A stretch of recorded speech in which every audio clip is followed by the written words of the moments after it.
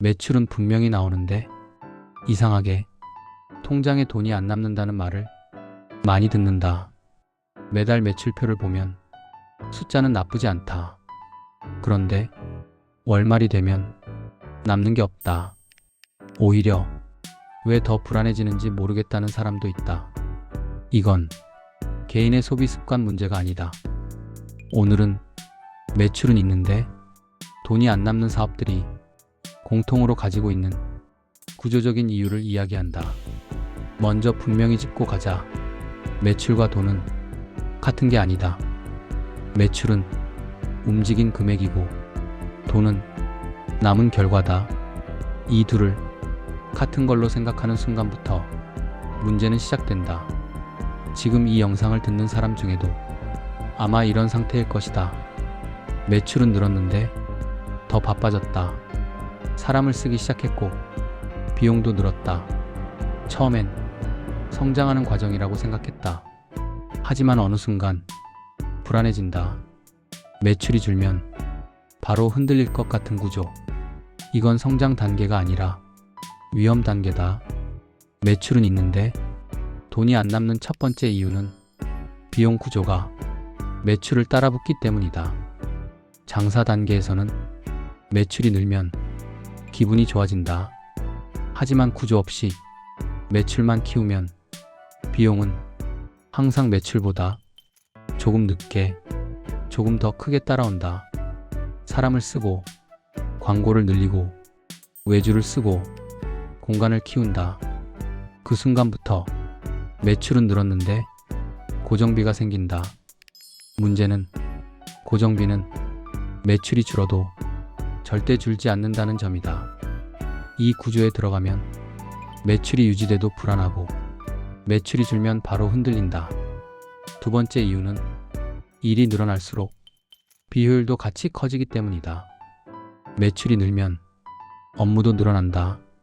그런데 업무가 정리되지 않은 상태에서 일만 늘어나면 사람은 같은 일을 여러 번 한다. 확인하고, 다시 묻고, 다시 고치고, 다시 설명한다. 이 과정에서 보이지 않는 비용이 쌓인다. 시간, 에너지, 집중력.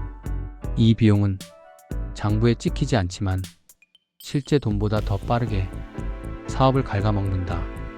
세 번째 이유는 대표의 시간이 가장 비싼 자원인데 그걸 가장 싸게 쓰고 있기 때문이다. 매출은 있는데 돈이 안 남는 사업의 대표는 대부분 사소한 일에 하루를 다 쓴다.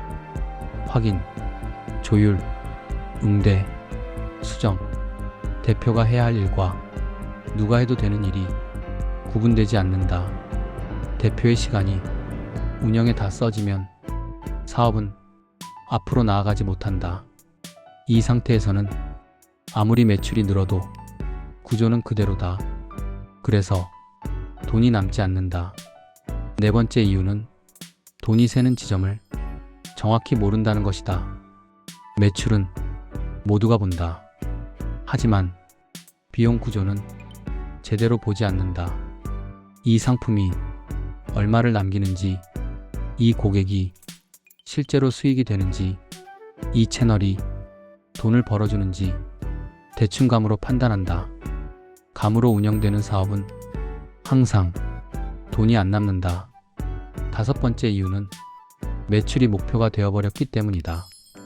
매출을 목표로 두는 순간 사업은 숫자에 끌려다닌다. 이번 달 매출, 이번 주 매출, 오늘 매출. 이 흐름에 들어가면 결정이 단기적으로 변한다. 조금 손해여도 매출을 만든다. 조금 무리해도 일을 받는다. 이 선택들이 쌓이면 매출은 유지되는데 돈은 사라진다.